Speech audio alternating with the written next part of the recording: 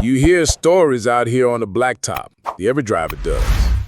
Handed down over the CB radio, whispered in greasy spoons over burnt coffee at 3 a.m., shared in the dark of a truck stop lot while the rigs hum around you like sleeping metal giants.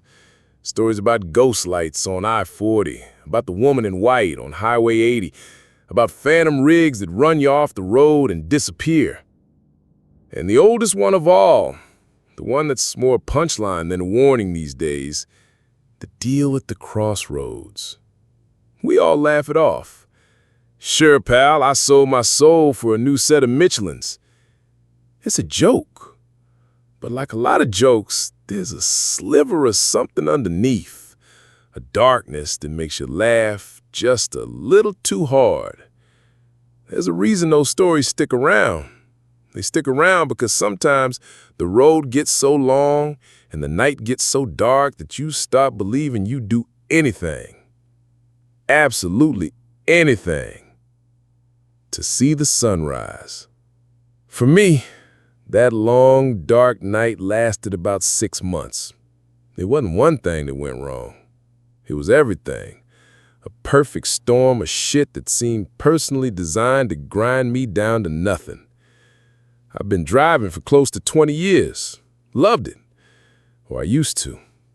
The freedom, the solitude. My cab was my office, my kingdom.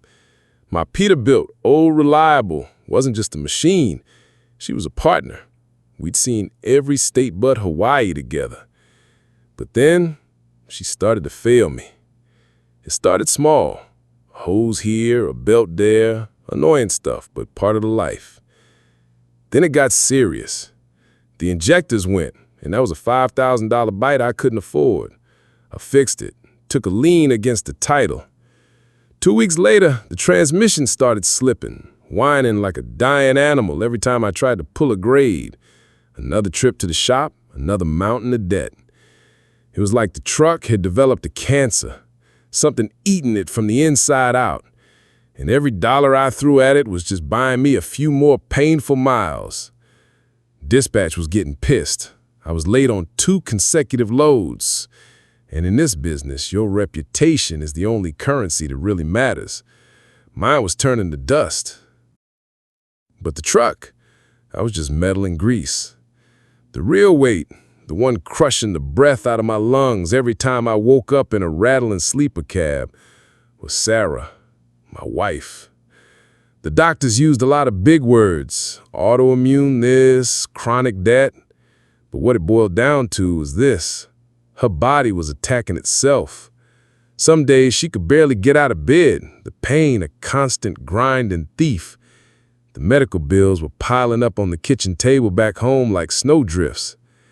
I'd call her from a rest stop in Wyoming, 1,000 miles away, and listen to her try to sound brave, her voice thin and brittle. And I'd feel this hot, useless shame. I was out here battling a dying machine, losing money, while she was at home fighting for her life. I was supposed to be the provider, the rock. I felt like a pebble getting kicked down the road. I was deadheading back from a canceled load in Utah, empty and burning fuel I didn't have the money for. The last of our savings was gone. The credit cards were screaming. I was looking at bankruptcy, at losing the truck, losing the house, losing everything. That's when it happened. I was somewhere in the vast, empty gut in Nevada, where the sky is so big it makes you feel like an insect. The sun was setting, bleeding orange and purple across the horizon. Then the engine coughed. It sputtered, coughed again, a deep, final sounding rattle from its iron heart, and went silent. I coasted to a stop. Of all the forsaken places to die, it had to be here, a crossroads. The silence out there is a different kind. Not like quiet in a city. It's an active, heavy silence that presses on your eardrums. All I could hear was the blood rushing in my head and the sad, lonely whistle of the wind. The sun had finally dipped below the horizon, and the world was painted in shades of deep blue and charcoal. The stars were starting to pop out, cold and impossibly distant. I was looking at them, feeling smaller than I'd ever felt, when the thought came. It wasn't a good thought. It was the kind of thought that crawls up from the darkest, most tired part of you. The thought that maybe it'd just be easier to walk off into the desert and not come back. Let him find a truck. Sarah had some life insurance. It wouldn't be a lot, but it would be more than I was worth right then. I was just turning that ugly idea over in my mind, tasting the grit of it, when I felt the sudden chill, a prickle on the back of my neck that had nothing to do with the desert night. I swear on my life, I hadn't heard a thing. No car, no footsteps on the gravel, nothing. But I knew with a certainty that froze me solid that I wasn't alone anymore. I heard it before I saw him. A voice.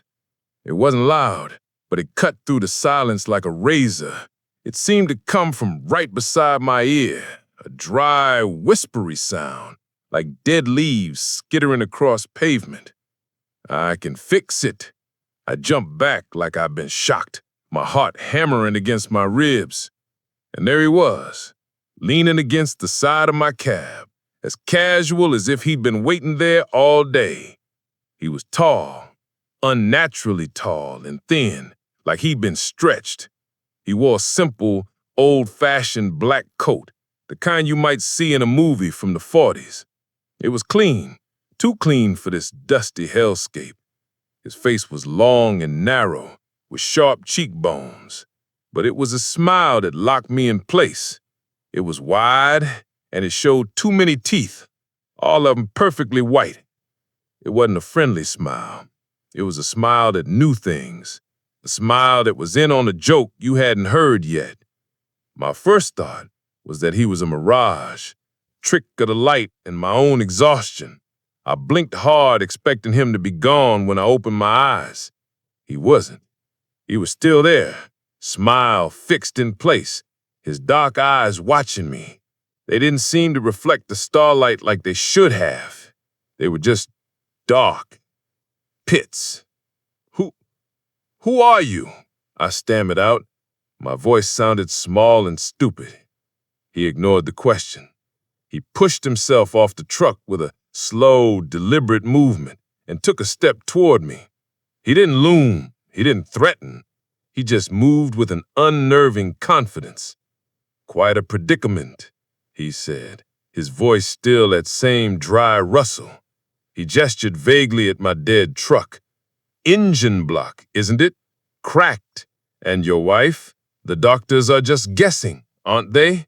Taking your money while she just gets weaker. You're losing. The road is winning. Every word was a punch to the gut. How could he know that? How could he know about Sarah? I felt a surge of fear so cold it was almost hot. I wanted to run, but my boots felt nailed to the asphalt. What do you want?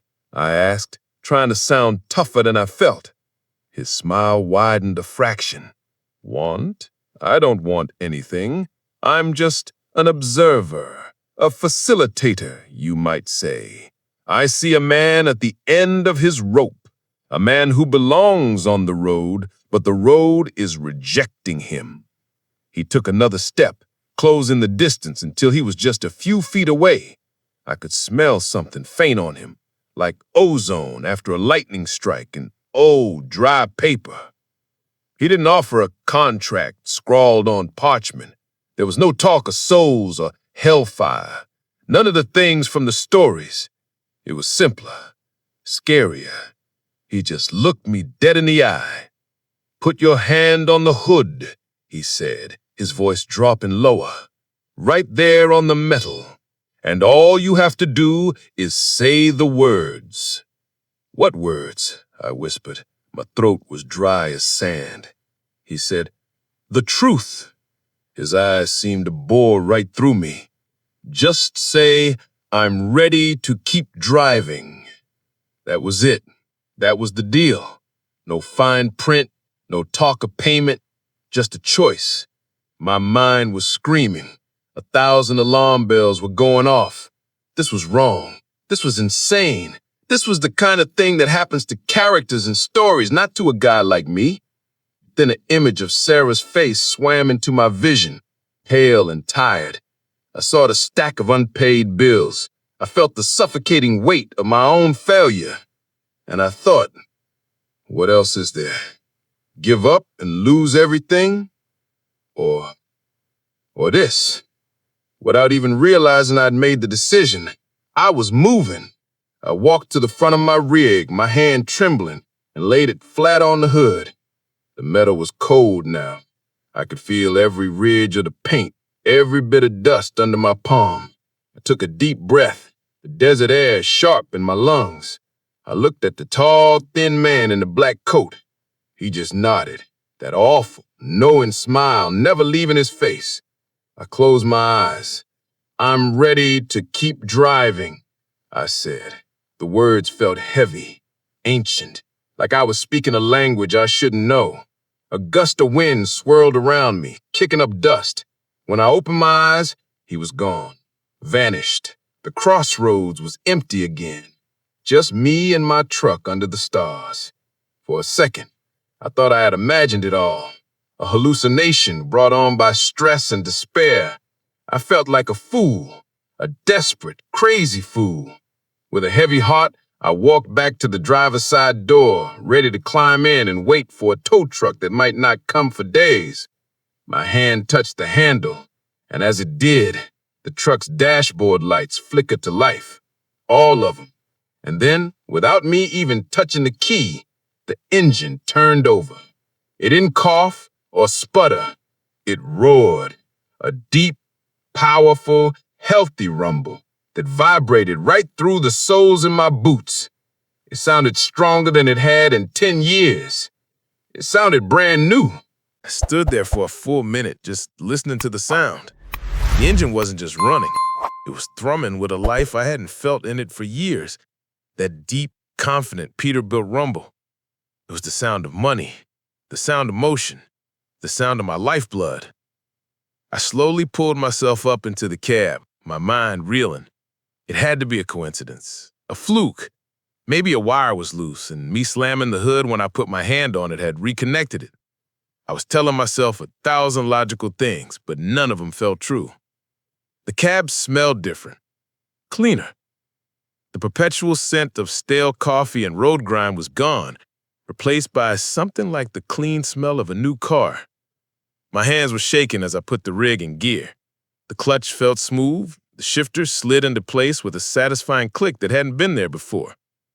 I pulled out onto the asphalt, turning east, back towards civilization. The truck accelerated like it was carrying feathers, not a 53-foot empty trailer. The engine didn't strain. The gauges were perfect. Oil pressure, solid. Temperature, dead center. It was fixed. Everything was fixed. I drove for about an hour, my brain a cocktail of fear and giddy relief. Every mile that passed without a stutter or a whine felt like a miracle. I was starting to push the fear down, to tell myself I was just lucky, that I'd had a waking dream out there in the desert. Then my phone buzzed. I fumbled for it on the passenger seat, not even realizing I had a signal again. It was Sarah. My heart seized up, thinking the worst. "Hey, hon," I said, trying to keep my voice steady. "Hi, honey," she said, and I froze. Her voice. It was different. It wasn't the thin, tired voice I was used to hearing. It had a brightness to it, a clarity I hadn't heard in months. "I just wanted to call. Something weird happened." "Weird good or weird bad?" I asked, my knuckles white on the steering wheel. "Weird good," she laughed, and the sound of her real, honest-to-God laugh sent a shockwave through me. "About an hour ago, I was lying on the couch, and you know that deep ache I get in my back? It just stopped, like a switch was flipped. I got up and I feel okay. I feel good. I just made myself a cup of tea and walked around the garden. I haven't been able to do that in weeks." I was speechless. The timing was too perfect. exactly when the truck roared back to life. I felt the cold dread mix with the soaring hope in my chest. That's amazing, Sarah. That's incredible. And no, the doctor said it might just go into remission like this one day. Maybe this is it, she said, full of hope that tore me in two. We talked for a few more minutes, and I promised I'd be home as soon as I could. After I hung up, my phone buzzed again almost immediately. This time, it was a number I didn't recognize. I answered, and it was a dispatcher from a big outfit out of Chicago, one I'd sent my resume to months ago and never heard back from. "Am I speaking to the owner of this rig?" he asked, his voice all business. "You are," I said. "We just had a driver bail on a priority cross-country contract. High value, dedicated route. Phoenix to New York, round trip, twice a month. It's a 2-year contract if you can handle it. Pays top dollar with a fuel advance and a signing bonus. The load's waiting in Phoenix right now. Can you be there by morning?" It was the kind of contract drivers dream of. A golden ticket. The kind of deal that could not only pull me out of the hole, but set us up for years. It was impossible. It was a unicorn. I looked at the empty road ahead of me, the dashboard lights glowing a steady, reassuring green. My truck was running better than ever. My wife was feeling better than she had in a year. The best contract of my life had just fallen out of the sky and into my lap. All my problems solved in the space of a single hour. "Yeah," I said, my voice barely a whisper. "I can be there." As I hung up, I felt a grin spread across my face. A huge, ear-to-ear grin of pure, unadulterated relief and joy. I was saved. I'd done it. I let out a whoop of laughter in the empty cab. A little later, I passed the rest area and pulled in to splash some water on my face and really let it all sink in. I looked at myself in the grimy bathroom mirror, still grinning like an idiot. And that's when I saw it. Just a little thing. My smile. It seemed just a little bit wider than I remembered it being. The corners of my mouth were turned up just a little bit too high, stretching the skin by my eyes. It looked sharp. I tried to relax my face, but the smile stayed there for a second longer than it should have, like it had a mind of its own. I shook my head. Just my imagination. I was happy, that's all. Happier than I had been in a long time. The next 6 months were a blur of green lights. Green lights on the road, green lights in my bank account. The contract was everything the dispatcher promised and more. The runs were long, but the pay was steady and fantastic. I paid off the shop bills. I paid off the credit cards. I paid off the lien on the truck's title. For the first time in years, Sarah and I had a cushion, a real sense of security. Old Reliable wasn't so old anymore. She ran like a Swiss watch. I never had a single problem with her. Not a flat tire, not a leaky hose, not so much as a burned-out headlight. She just ate up the miles, the engine humming that perfect, powerful tune. Sarah's recovery was just as miraculous. The doctors called it a spontaneous remission. They couldn't explain it, but they were thrilled. The pain was gone. Her energy was back. When I was home between runs, we were like newlyweds again. We went for walks. We went out to dinner. We laughed. Life wasn't just back to normal. It was better than it had ever been. It was everything I had desperately wished for at that lonely crossroads. So why did I feel a splinter of ice in my gut that never seemed to melt? It started with little things on the road. Things you'd dismiss on their own, but when they stack up, they start to build a story you don't want to read. I noticed that other truckers started giving me a wide berth. On the CB, when I check in or ask about traffic, the usual friendly chatter would sometimes die down. I'd pull into a busy truck stop like the big TA in Lodi, and I'd always, without fail, find the perfect parking spot right near the entrance, a spot that should have been taken hours ago. At first, I chalked it up to good luck. My luck had turned, right? But it was too consistent. Traffic jams would magically clear up just as I approached. Way stations would have their closed sign lit just for me. Rain would stop, fog would lift. The road seemed to be clearing a path for me. I tried to ignore it and to enjoy it. This was what I wanted, right? To just keep driving. But the solitude started to feel different. It wasn't the peaceful solitude I used to love. It was turning into a profound, chilling isolation. I'd sit in a booth at a diner, and I'd feel like I was watching the world through a sheet of glass. The waitresses were polite but hurried. Other drivers would nod at me, but their eyes would dart away. They didn't linger. The easy camaraderie of the road, the thing that makes this lonely life bearable, was gone. It was like I was broadcasting a signal that only they could pick up, and it told them to stay away. And then there was the smile. It became my own private horror show.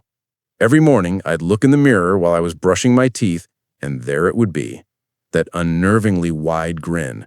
I'd watch, horrified, as it spread across my face of its own accord. It wasn't a happy expression. It was predatory, triumphant. It was the smile of the man in the black coat, and it was living on my face. I'd try to fight it, to force my lips into a frown, and I could feel my own facial muscles resisting, struggling against this other thing that was controlling them. After a few terrifying seconds, I'd win, and my face would be my own again. But I was left shaking, my heart pounding. I stopped looking in mirrors unless I had to. The polished chrome of my own rig became my enemy. One night, I was pushing through Ohio, the world a tunnel of dark trees and white lines. The CB was quiet. To fight off the hypnosis of the road, I turned on a late-night talk radio show, the kind that deals in conspiracies and ghost stories. A caller came on, an old-timer, his voice raspy. He started telling a story, and the hair on my arms stood on end. He was talking about a legend, a highway boogeyman they called the Grinner, a trucker who supposedly made some kind of deal for a perfect rig and a perfect run. The caller said you can sometimes see him on the loneliest stretches of highway after midnight. His truck runs silent, and if you get close enough to look in his cab, you don't see a man driving. You just see a wide, white grin floating in the darkness.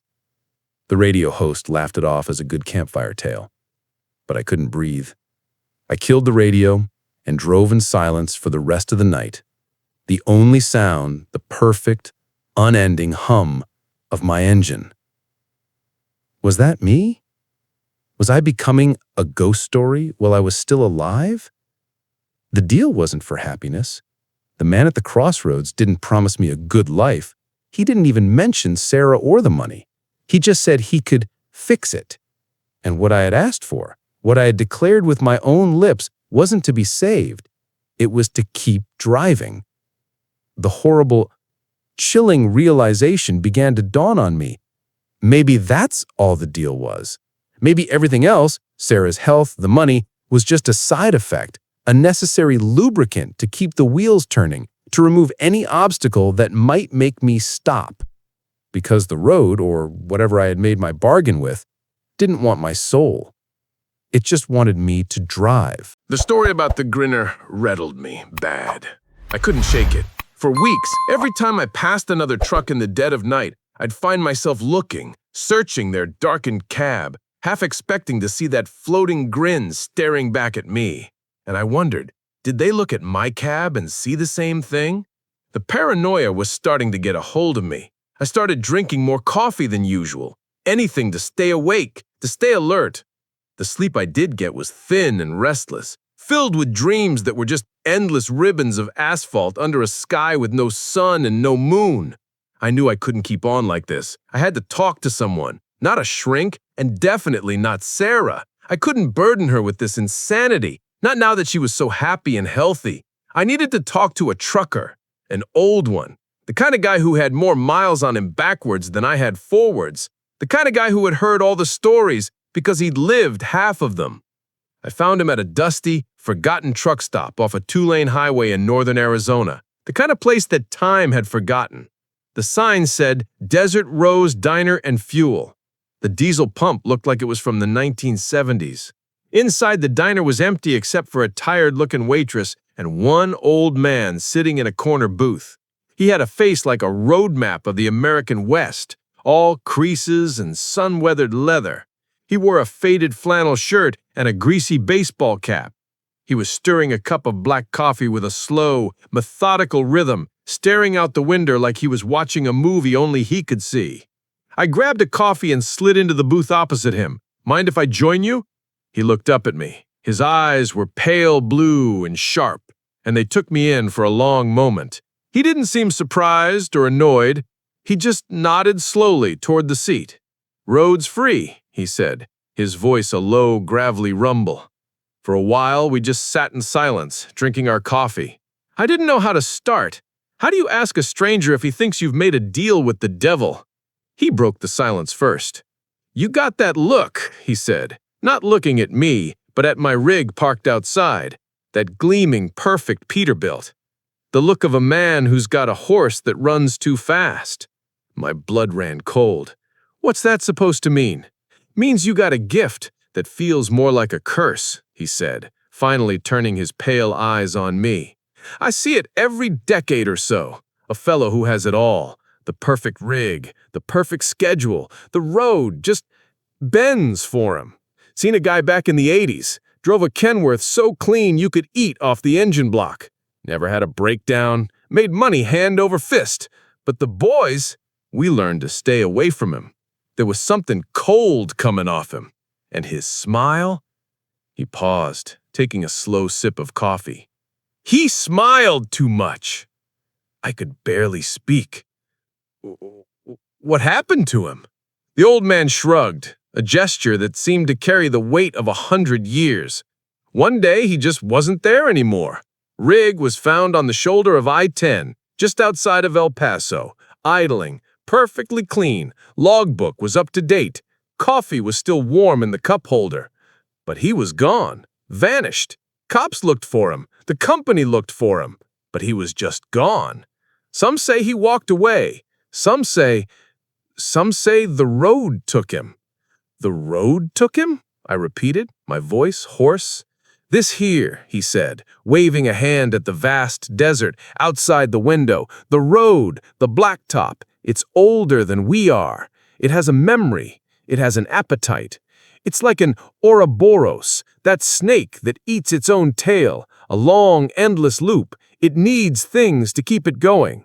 Some rigs, they give up their tires, their engines. They bleed oil and diesel. They leave a little piece of themselves on the asphalt. And some drivers, well, some drivers give up more." He looked me straight in the eye, and there was no judgment in his gaze, only a deep, weary sadness. "You run a charmed life out there, son, but charm has a price. You didn't buy a contract for a good life. You signed up to be part of the engine, to be one of the ghosts that keeps the whole thing running. You wanted to keep driving, and the road heard you. It'll let you drive for a long, long time, as long as it wants." He finished his coffee, put a couple of crumpled bills on the table, and stood up. He paused beside the booth and put a heavy hand on my shoulder. "My advice? Don't fight it. You can't unring a bell. Just try to remember who you were before the road decided who you are. And stay away from the crossroads after dark. You don't want to meet the one who holds the contracts." He walked out of the diner, climbed into a battered old freightliner that looked like it had been to hell and back, and rumbled away, leaving me alone in the booth. His words echoed in my head. "You signed up to be part of the engine." I looked at my reflection in the dark window of the diner. For a split second, I saw it. The grin, wide and triumphant, plastered across my face, and behind it, in my own eyes, I saw pure terror. The old man's words clung to me like diesel fumes. Part of the engine. The phrase played on a loop in my head as I drove east, chasing a sunrise that felt colder than it should. I tried to dismiss him as a crazy old coot full of coffee and ghost stories, but I couldn't. His words fit too perfectly over the jagged edges of my reality. He hadn't told me anything I didn't already know deep down. He'd just given the horror a name. This realization changed something in me. The fear was still there, but it was shifting. It was becoming less of a sharp panic and more of a dull, permanent ache, an acceptance. I started to lean into it, to test the boundaries of my new condition. I drove harder, longer. I found myself taking the night shifts by choice, prowling the darkest, most deserted highways in the country. the high plains of Wyoming, the endless stretches of Route 50 across Nevada, the loneliest road in America.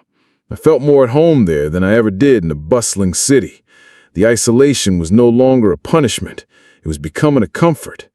The low, steady hum of my engine was a constant companion, more real and more present than any human voice. Sometimes I'd swear it was a voice, a low whisper just beneath the threshold of hearing, promising another mile, another clear road, another dawn. The disconnect with the world off the highway grew wider, deeper. The worst part was the phone calls with Sarah. She was so full of life, so happy. She'd tell me about planting new flowers in the garden, about a funny movie she watched, about lunch with her sister, normal, wonderful, human things. And I'd listen, my phone pressed to my ear in the sterile quiet of my cab, and I'd feel nothing, a profound and terrible emptiness. I knew I loved her. Intellectually, I knew she was the most important person in my world, but I couldn't feel it anymore. Her life seemed like a story happening to someone else in a world I could no longer access. The concerns of a home, a mortgage, a garden, they seemed small, trivial, compared to the immense, crushing reality of the road. "I miss you," she'd say, her voice soft and full of love. "I miss you too, babe," I'd reply, and the words would feel like lies in my mouth. They were echoes of a man I used to be. The man on the phone wasn't her husband anymore. He was a driver. That's all. One night, the price became clearer. I was at a Flying J outside of Nashville, fueling up. A young kid, probably on his first or second long haul, was trying to back his rig into a tight spot next to mine. He was clumsy, nervous, and he got his angle all wrong. He scraped the side of his trailer along my chrome bumper. It wasn't a big deal, just a scratch, something that could be buffed out. A year ago, I would have gotten out, probably laughed it off, told the kid that's what bumpers are for, and helped him get parked. But that's not what happened. When I heard the metal screech, something inside me went cold. It wasn't anger. It was something else. A pure, predatory rage, completely devoid of heat. I got out of my cab and walked towards the kid, who was now standing there looking pale and terrified. I'm so sorry, mister. He started to stammer. I didn't say a word. I just looked at him, and I felt that horrible alien grin stretch my face. I watched the color drain from the kid's cheeks. He was looking at me like he was seeing a monster, and in that moment I felt like one. I felt a surge of power, a desire to see him crumble, to see his fear. It was a vile, intoxicating feeling. I didn't hurt him. I didn't even say a word. I just held his terrified gaze for a second or two long, letting him stew in his own panic. Then I turned, walked back to my cab, and drove away, leaving him standing there, trembling by his truck. As I pulled back onto the interstate, the feeling receded, replaced by a wave of self-loathing so strong it almost made me sick. Who was that person? That wasn't me. But it was. It was the new me. The me that belonged to the road. The old man was right. The charm had a price, and the price was my humanity, my compassion, my connection to everything that wasn't steel and asphalt. The deal didn't take my soul. It was slowly, methodically erasing it, 1 mile at a time. The man in black didn't say, "Your life will be better." He said, "I can fix it." He'd fixed the truck. He'd fixed my wife. He'd fixed every problem that was keeping me from the road.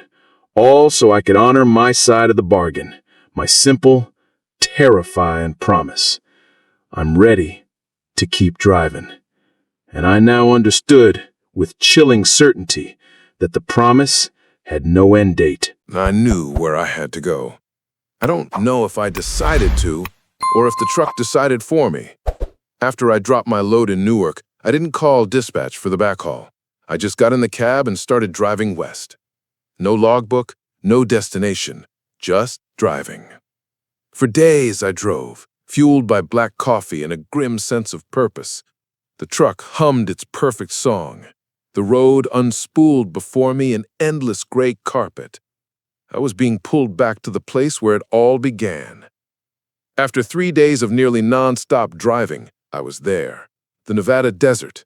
The sky was that same impossibly big, bruised purple of dusk.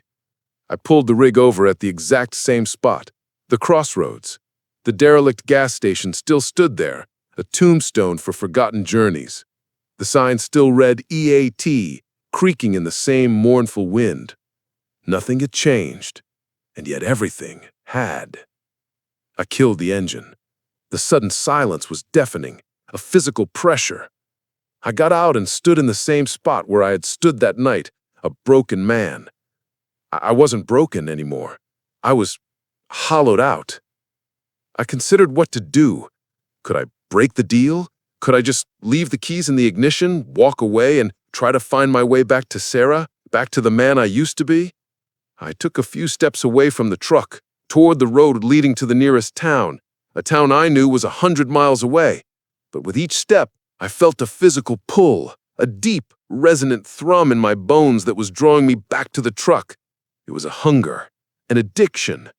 The idea of never climbing back into that cab, of never feeling that engine rumble through me, was an agony I couldn't bear. The road had its hooks in me, deep. I looked across the intersection, toward the boarded-up gas station. And there he was. The tall, thin man in the black coat. He wasn't leaning on anything this time, just standing in the twilight, his hands in his pockets, watching me. He offered no greeting. He just looked at me, and that wide, knowing smile slowly bloomed on his face. It was a smile of acknowledgement, a smile that said, "And so here we are." There were no words, none were needed. He knew. He knew I understood the terms now. He knew I couldn't leave. He gave me a slow, single nod, a gesture of finality, a welcome. Then, just as before, he turned and walked away, disappearing not into a puff of smoke, but simply fading into the deepening shadows, until he was gone. I was alone again, but not really. I knew now that he, or whatever he represented, was always with me, in the hum of the engine, in the whisper of the wind over my mirrors, in the grin that now felt more natural on my face than my own frown. I wasn't his prisoner. I was his employee. I was a success story. I got back in the truck. The cab felt like home, more than my real house ever could now. I looked at myself in the big rear-view mirror. My face stared back, weathered by the road. The grin was there, wide and fixed. It didn't feel forced anymore. It just was. It was my face now, the face of the Grinner, the ghost of the highway. I thought of Sarah, safe and healthy, living her life. That was his genius, the true cruelty of the bargain. He hadn't just saved me. He'd made it so I had no reason to ever want to stop. My wife was fine. The bills were paid. My job was secure. I had removed every reason to give up my life on the road, and in doing so, I had given up my life. I had traded my soul not for a fortune, but for a job, an endless job. I put the truck in gear. The engine roared to life, a hungry, happy sound. I pulled away from the crossroads, leaving it behind me in my mirror. I didn't know where I was going, and it didn't matter. There was always another load, another road, another night. This is my existence now. I drive. I see the sun rise and set over landscapes most people only see on postcards. I am the king of a lonely, rolling kingdom of one. Every trucker has heard the old stories. They laughed them off. I don't laugh anymore. I am one of the stories. The price of the ride wasn't my soul. It was my destination. I got exactly what I said I was ready for. I just keep driving. And every night, when I pass another rig in the darkness, I wonder if the driver sees me, or if all they see, floating in the dark of my cab, is a smile just a little wider than it ought to be.